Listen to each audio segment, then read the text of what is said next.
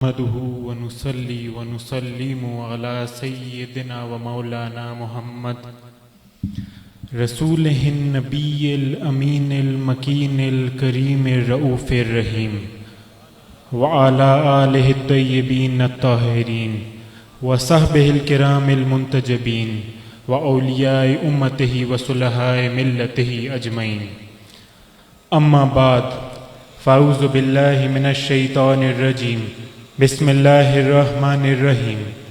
واصبر نفسك مع الذين يدعون ربهم بالغداة والعشي يريدون وجهه ولا تعد عيناك عنهم تريد زينة الحياة الدنيا.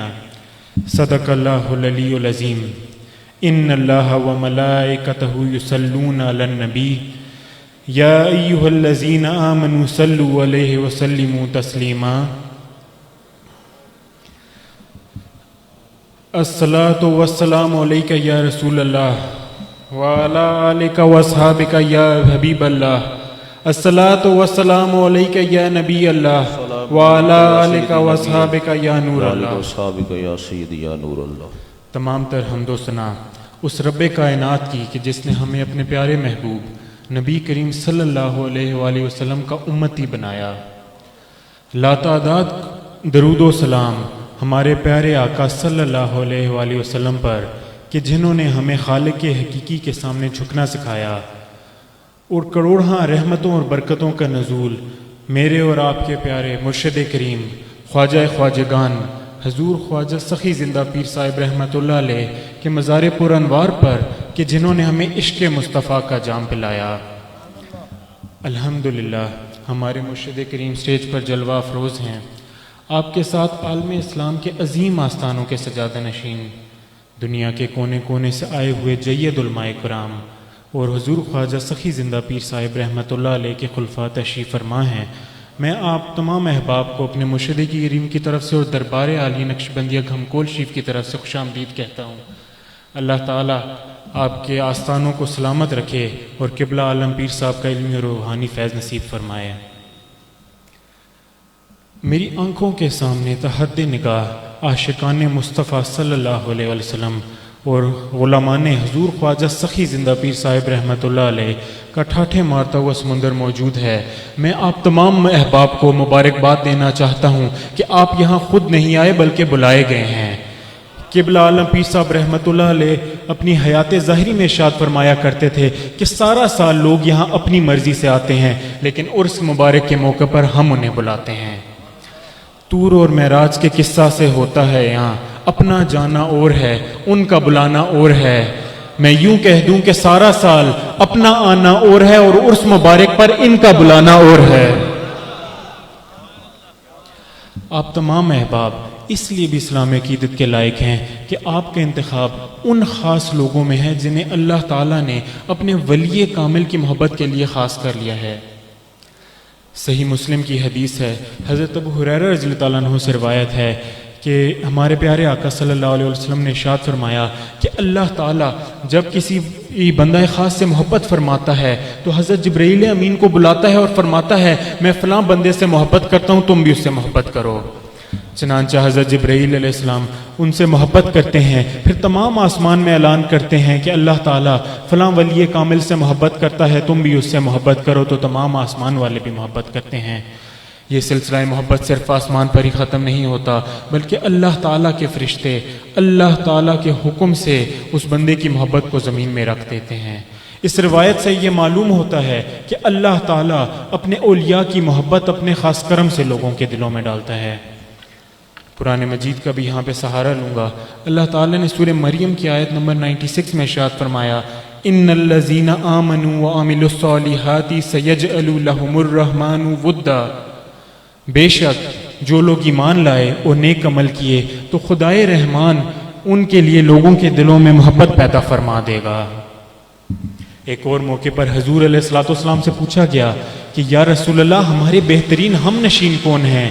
تو فرمایا وہ جس کا دیدار تمہیں اللہ تعالیٰ کی یاد دلائے، اور وہ جس کی گفتگو تمہارے علم میں اضافہ کرے، اور وہ جس کا عمل تمہیں آخرت کی یاد دلائے۔ الحمدللہ ان تمام صفات سے صاحب عرس حضور خواجہ سخی زندہ پیر صاحب رحمۃ اللہ علیہ مکمل طور پر متصف تھے۔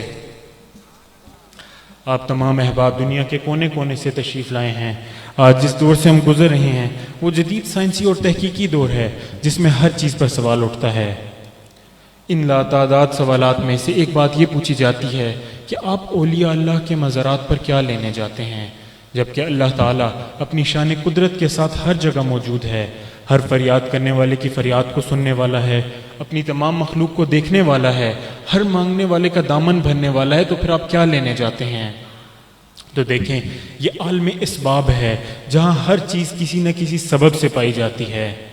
سادہ سی مثال دوں تو میرے سامنے جو مائک لگا ہوا ہے، ساؤنڈ سسٹم ہے، یہ میری آواز کو آپ تک پہنچا رہا ہے، لیکن اگر اس کا تعلق اپنے مرکزی بورڈ سے اس کی تار کو اتار دیا جائے تو یہ خاموش ہو جائے گا، میری آواز آپ تک نہیں پہنچا پائے گا کیونکہ اس کا تعلق اپنے مرکز سے کٹ گیا ہوگا۔ اسی طرف علامہ اقبال نے اشارہ کیا، پیوستہ رہ شجر سے امید بہار رکھ۔ میں جو یہاں عرض کرنا چاہتا ہوں وہ یہ ہے کہ آج امت مسلمہ کی حالت ہماری توجہ اس جانب مبذول کرا رہی ہے کہ ہمیں غور کرنا ہوگا کہ کہیں ہمارا تعلق اپنے مرکز سے کٹ تو نہیں گیا، کیونکہ دنیائے اسلام کا مرکز گنبد خضرا کا مکین ہے۔ غیروں کا تو سارا زور ہی اسی پر ہے، یہ فاقہ کش جو ڈرتا نہیں موت سے کبھی، روح محمد نکال دو ان کے بدن سے۔ اسی طرف اشارہ کرتے ہوئے قبلہ عالم پیر صاحب رحمۃ اللہ علیہ اکثر فرمایا کرتے تھے کہ اگر دنیا کے ساتھ قبر و حشر کی عزت چاہتے ہو تو خدا و مصطفیٰ سے وفا کرو۔ اگر تعلق مضبوط ہوگا تو دنیا کی کوئی بھی طاقت ہمارا کچھ نہیں بگاڑ سکتی۔ اور چونکہ یہاں تو فیض سلسلہ وار ہے جو مدینہ شریف سے بالواسطہ وادی گھمکول شریف پہنچا اور پھر قبلہ عالم پیر صاحب رحمۃ اللہ علیہ کی نسبت سے ہمیں نصیب ہوا۔ آج یہ جو خوبصورت چہرے مجھے نظر آ رہے ہیں یہ اس بات کی دلیل ہیں کہ اس در کا تعلق گنبد خضرا کے مکین سے بڑا ہی مضبوط ہے۔ ایک مختصر سا واقعہ بیان کرتا ہوں۔ گجرانوالہ کے ایک بارش نماز، تہجد اور وظائف کے پابند شخص سے جب پوچھا گیا کہ کیا آپ بچپن ہی سے ایسے تھے یا پھر گھر کا ماحول ایسا تھا، تو اس نے جواب دیا کہ نہیں، ہماری تو شراب کی بھٹیاں چلتی تھیں، ہم شراب بناتے، بیچتے اور پیتے تھے۔